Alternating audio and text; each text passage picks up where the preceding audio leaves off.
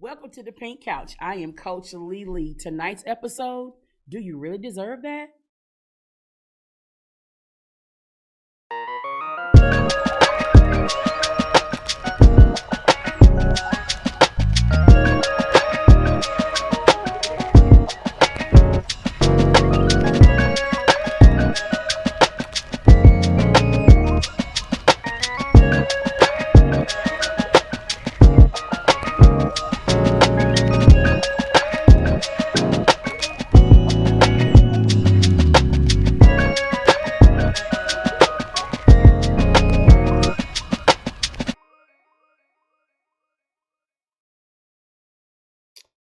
I know. Here you go with these questions. Well, this is how you bring clarity to conversation by asking the right questions. So we just celebrated Thanksgiving, right?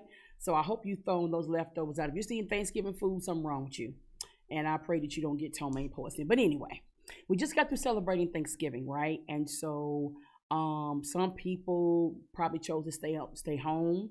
Some people had people over.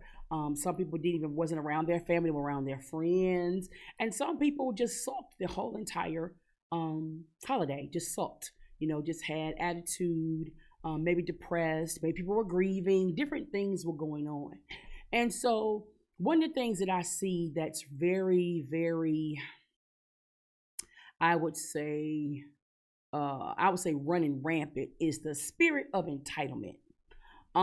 People really feel entitled to a lot of things that they really don't have the right to. So we're going to break down what entitlement is, and then we're going to talk about how this is affecting relationships, because a lot of relationships are being affected by people feeling entitled.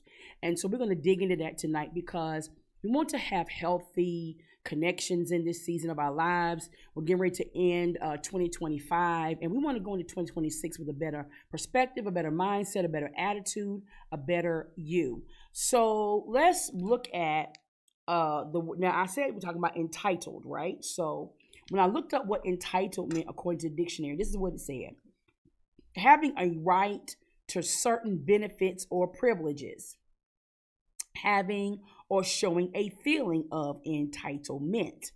Okay, so let's look at what entitlement means. It says the state or condition of being entitled. It means right, a right to benefits specified especially by law or contract. Belief that one is deserving of or entitled to certain privileges. So then I said, well, what is the word entitle? Okay, so entitle is to give a title to designate, to furnish with proper grounds for seeking or claiming something. So then we had to go look up what title meant, all right? So a couple of different stood out with me what title were: the distinguishing name of a written, printed, or film production. But this one was like a legally just cause of exclusive possession, okay? A legally just cause of exclusive possession. Another definition that stood out to me was an alleged or recognized right. Okay. It also says having the same name as a title of a production, things of that nature. So entitlement encompasses a lot. I had to break down three other words to get to the root of what this is. So we have to ask ourselves, that's why the question is, do you really deserve that? Do you really think you deserve that? Because a lot of people think they have a legally just cause to possess your way of thinking. They have a legally just cause to possess how you interact with other people. They have a legally just cause to know what your day-to-day operations are, who's texting you, who you eating lunch with. This is what people think. They think they have a legally just cause to possess your ability to text back when they want you to. They have a just cause to legally possess the right to tell you who you can and cannot be friends with. This is what entitlement is. People think that you have to do what they want you to do in order to be their friend, to be their spouse, or to be their partner in business. It's a lot that this comes with. And so a lot of folks is like, okay, well, we're family. Why you didn't come to the cookout? I ain't want to. But they feel like they're entitled to you explaining why you as an adult did not do what they wanted you to do. Do you see where I'm going with this? And it's a lot of people walking around thinking they have certain rights that they actually don't. We have got to get to the place we take charge of our lives again, especially kind-hearted people. Because people take your kindness and they manipulate it. You are Play-Doh to them. Y'all give me a second. It's been different climates of weather. But they think they have a right to know why you do what you do. So you have to ask yourself a hard question. Do they really have the right? Because a lot of people in our lives are doing things that we allow that they don't have the right to. But because we give them the right, guess what? Now they have the title to your way of thinking. They have the title to what you're doing. They have the title to why your explanations, because you allowed it. We allow that. And so because we're so busy trying to prove that we are not a bad friend, a bad person, a bad spouse, a bad worker, we overcompensate. We do things we don't have to do, trying to prove to somebody that we're not what they are thinking. And after all of that exhaustion, all of that sacrifice, all of that giving and being in place, they are still not satisfied.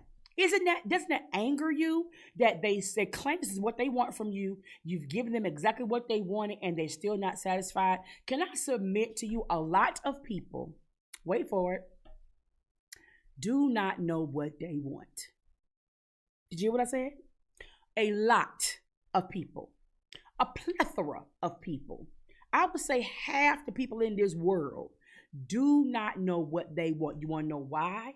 Because these people have become what others expected and have lost their complete identity.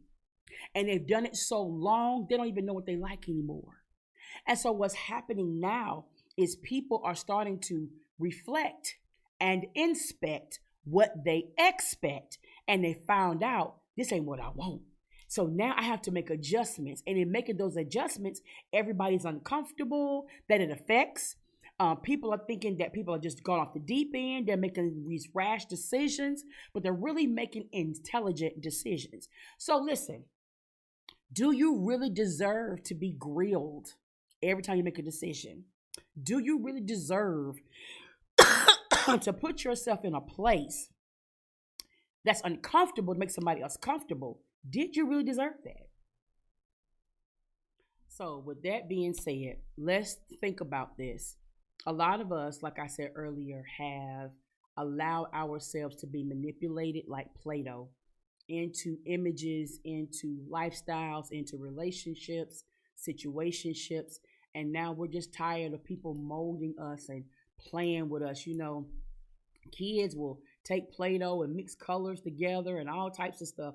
And that's how some of us feel. We feel scrambled. We feel like we're not ourselves because all of this doing that you've been doing in friendships, relationships, now you're depleted. You're completely depleted. A lot of you are not depressed. You are depleted because you've been giving and giving and giving and there's nothing being returned. And even if you want to take a break from situations and a breather, you're feeling guilty because who's going to do what I do? But what I found in my life is that when there were times of people that I was always helping, but when I could not help, they didn't fall apart. They didn't lose everything. They didn't die. They found somebody else to do it. And so I learned that I'm not as needed as I thought. I was being used. There's a difference between being needed and being used. And a lot of us don't know the difference. And because we don't know the difference, it's because some of you suffer from a syndrome needing to be needed. You don't feel like you're anything significant unless somebody needs you, which leads into hero syndrome. Leads into what they call the save-a-hole syndrome. You know, it leads into that type of stuff. So you're always finding broken people and you're always fixing them, but it's breaking you. Every time you fix somebody that's broken, you lose a piece of yourself because they don't come back and say thank you. They don't come back and pour in the same thing to you. They're not a listening ear for you. And so you have to just stop playing savior. You have to stop fixing everybody.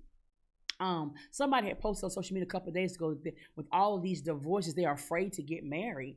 And the thing about it is, people are getting divorced because people are tired of being depleted. They got married in a certain mindset. Some people got married with low self esteem, but now they have matured and they have grown up and they know their worth. And so now that's no longer attractive to them.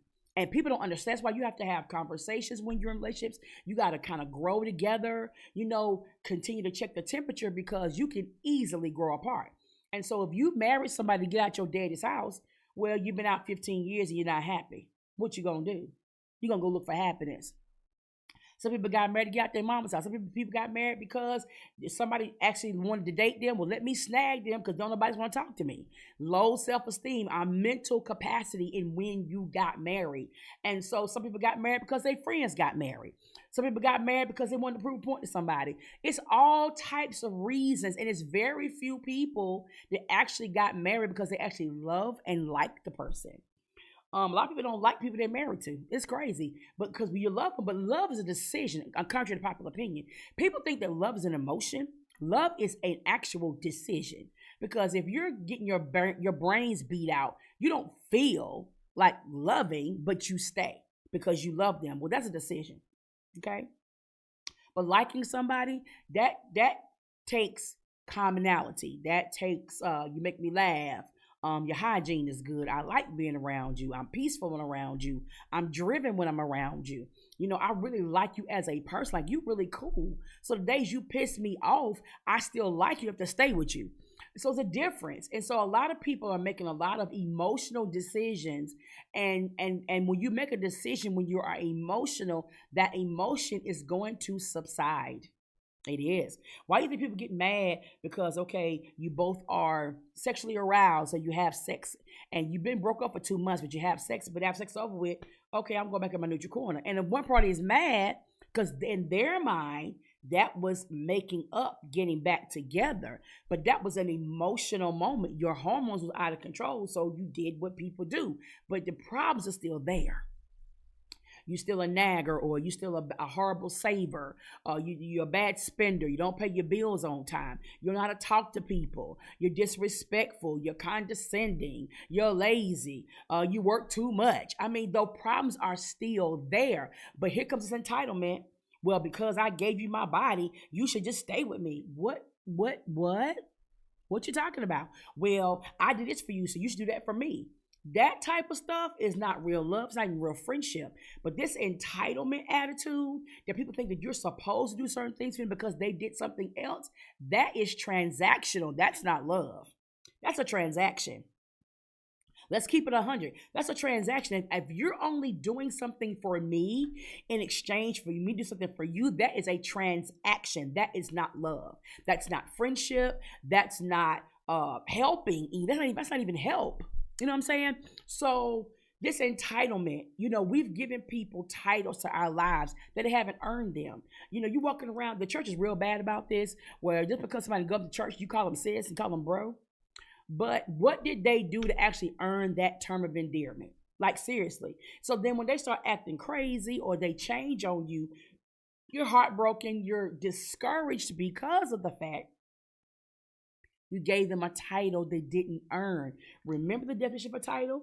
The definition of a title was having, let me just go scroll up right quick. It says to provide a title for, to designate or call by a title as a term or a style. So you gave them distinction without any fruit. You gave them a sovereignty in your life in the capacity of brother, sister, mom, dad, whatever, but they don't have a reason. There's nothing to support that's who they are. And so a lot of times, because we instantly connect with people, we make a lifetime commitment off of an instant connection, and that's not wise. So let me be a little transparent with you guys. So I used to be a people pleaser. I think I had the crown in people pleasing. I wanted to be accepted. This is when I had low self-esteem. I wanted to be accepted. I wanted people to say, I'm proud of you, great job, or you're smart, you're brilliant, or whatever. And I remember as a kid, I would wash all the cars in the driveway. at my house. I would clean up my mom and dad straight up their closets, stuff like that, change sheets on beds, just to hear I'm proud of you or great job. I never heard it. I would go get straight A's on my report card, take it to my parents. Hey, I got straight A's. Okay, cool.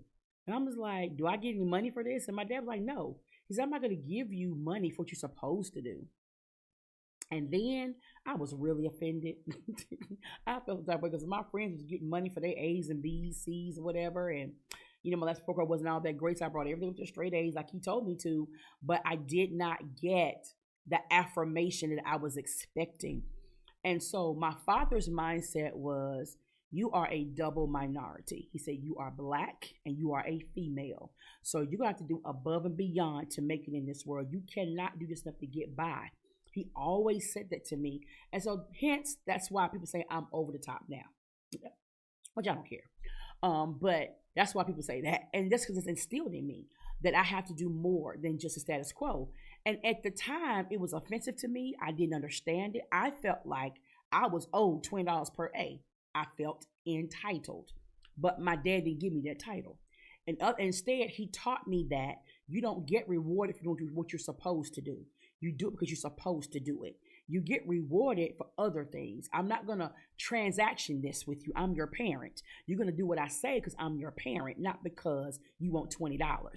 And so when that type of discipline, that type of structure helped me in society, because you can work all you want to on your job, do above and beyond, they'll never be satisfied. They want more.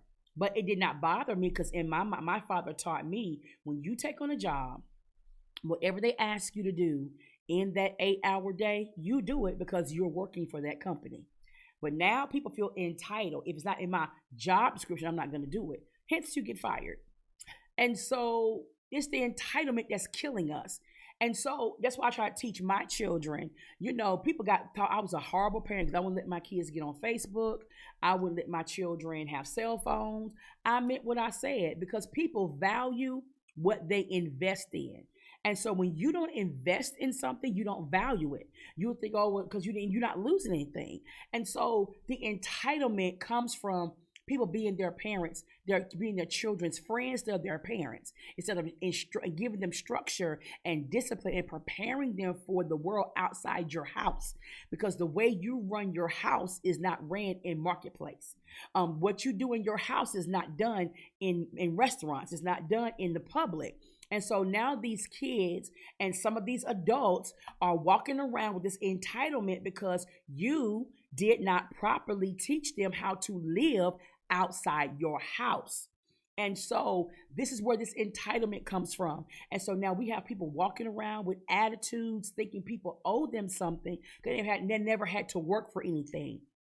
No, I know you said, well, you had to wear Bobos and you had to wear Rustler jeans and you had to go to Kmart and shop for your clothes and you didn't want your kids to do that.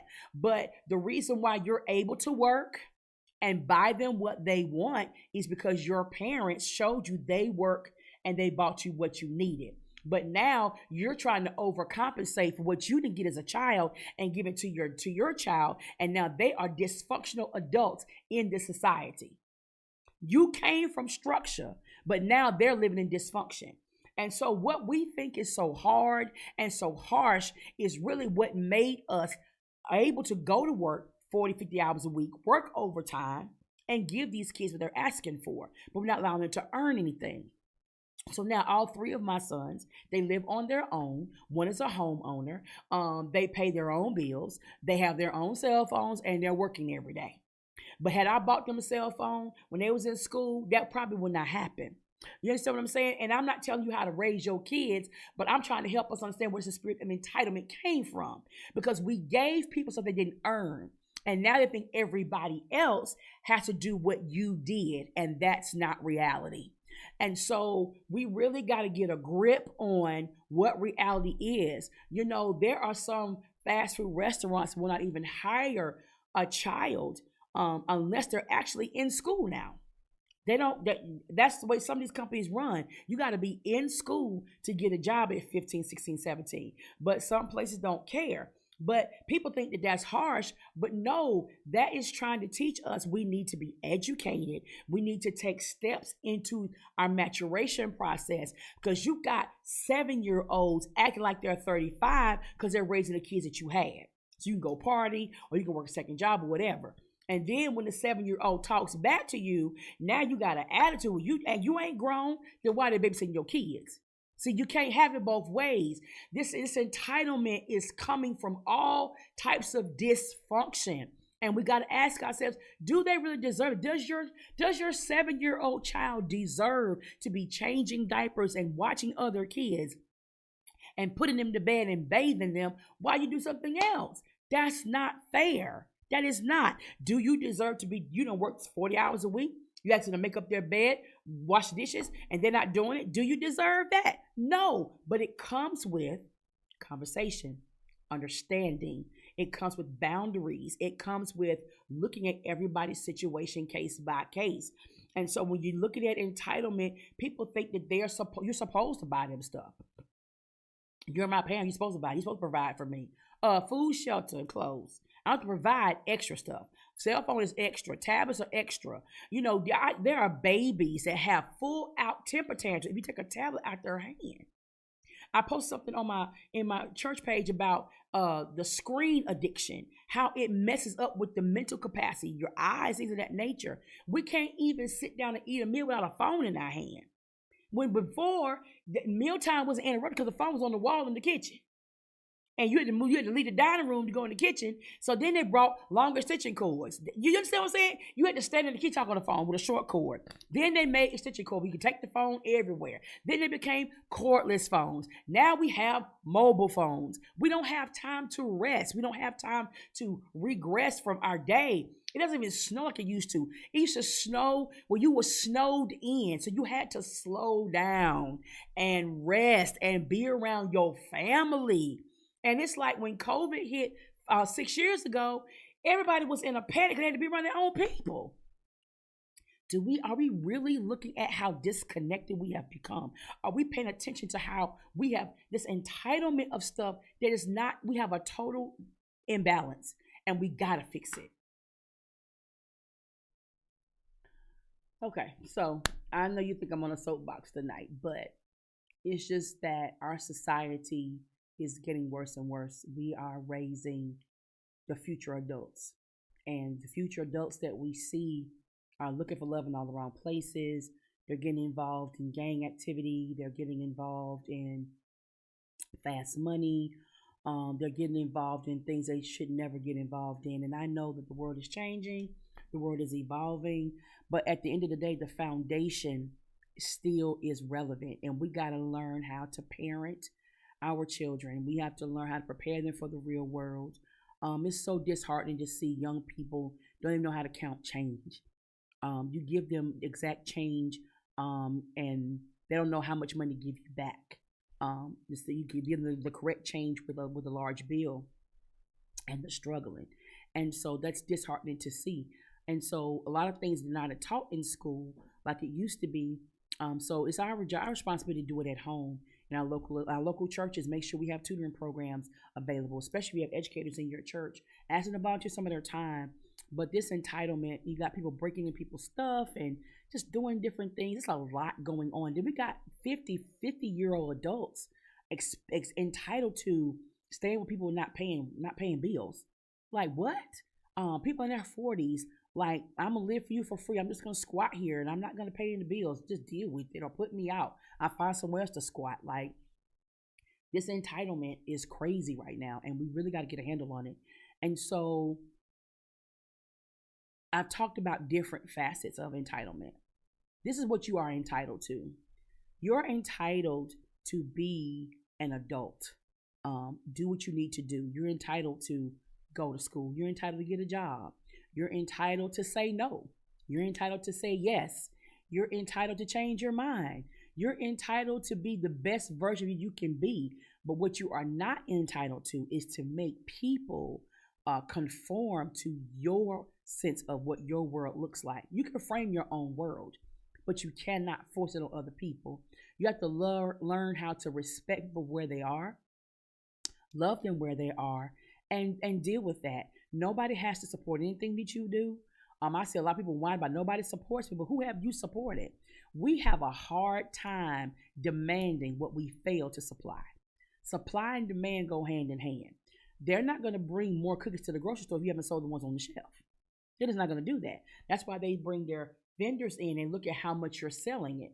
And so, okay, well, then that's not selling it. We'll take it off our shelf, or we're not going to replenish until you get this out. So it's the same thing in life. If you want people to support you, be supportive. But don't support to get support. Support because you are an actual supportive person. Because a lot of people think if they only do this because they want transactional friendships, transactional relationships. And when you don't get the transaction, you get the attitude. That's where entitlement comes from. If you're not doing it out of the kindness of your heart, it's not kindness. It's manipulation. It's bribery. It's usury. That's what it is.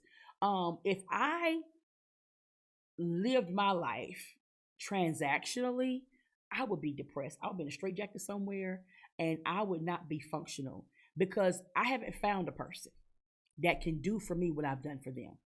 I haven't. The only person that supersedes what I can do is God. Period, point blank. Now, I do have some reciprocal relationships, absolutely. But you can't expect people to be you. Remember, opposites attract. I think we forget that part. Opposites attract. So what you don't have, I possess. When we come together, it works. But we want an actual clone of ourselves. And that's crazy to me because that's not going to help you. It's really not going to help you. So you have to have somebody weak in the area that you're strong in. And you got to have somebody strong in the area that you're weak in. That's how you make friendships. That's how you have relationships because there's a mutual benefit to your connection. But if it's only to get things out of people and not make you a better person, it's just transactional. And a lot of stuff that we call in love and friendships, and it's just transactional situationships. And so we really have to understand that when you have a title or something, that means you own it. That's what that means. I have 2 titles at my house. I own 2 vehicles. They're in my name. I own all rights, all claims to those vehicles. If I sign that title over, it's no longer my vehicle. So I can't call a person, hey, bring my car back. Don't be driving my car hard. Put in 89 gas. Take it through the car wash with no brushes. I can't do that. Why do I feel entitled to do that when I signed the title over? Do you follow where I'm going with this? So think about it. Does your heart have a title? Does your friendship have a title? Does your mind have a title? Does your ability to help have a title? Have you signed it over to somebody? If you haven't, then govern yourself accordingly and understand that you can't make somebody love you. You can't make somebody be your friend. You can't make somebody lend you money. You can't make somebody support you. You can't make anybody do anything unless they want to do. But guess what? If they do it, it doesn't entitle you to expect that every week, every day, every year. Because sometimes people, especially people who are always in need or people who have a need, people who don't want to take care of their own self. They want to live with other people. They feel like they're entitled for you to keep helping them, especially if you're a Christian. They love to throw that in your face. I thought you were saved. Who's paying you to think? That's why you broke now, because you ain't nobody paying you to think. My salvation is not based on what I do for you. It's not based. The Bible says it's not based on works. Lest anybody should boast, right? So people think because you help them one time that you are obligated to keep doing it every time they have a need, and that's not true. So we have got to get out of this transactional mindset and start just loving people because you love people. Just being around because you want to be around them. I don't want nothing in return. One of the things I remember, this lady came to me. She said, listen, she said, I don't want nothing from you. The Lord just told me to be a blessing to you. And it just blew me away. And for 10 months, she did it. Every 2 weeks, she blessed me for 10 months. She said, I got to do it until the Lord tell me to stop. And the day she had to stop, she cried. I said, what am I going to do? Are you going to be okay? I said, listen. You did exactly what you were instructed to do. I will not allow you to disobey, your instructions, because if you disobey, then everything you did in order is going to be thrown off by your one act of being out of order. You won't get the blessing. So I couldn't make her feel entitled to continue to help me because there was nobody to take her place.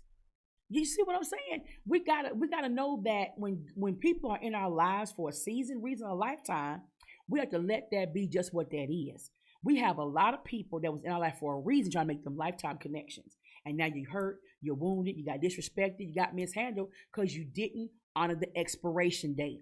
Anytime you entertain anything over the expiration date, it can be fatal to you. It can be a health hazard to you. And some things have an expiration date on them: season, reason, lifetime. We have to know the difference. So listen, I know I talked a lot tonight. I gave you a lot to think about, and that's the point, because having a simple conversation brings much clarity. Ask yourself, do I really deserve that? And I want you to ask it from two perspectives. Do I really deserve what I'm demanding from somebody? And do I really deserve what they're demanding of me from somebody else? It's two sides. It's a two-sided coin. Are you the one demanding, or are you the one that's being pulled on all the time? Do you really deserve it? Only you can answer that question. This is Coach Lele. Thank you for joining the Pink Couch. See you next week.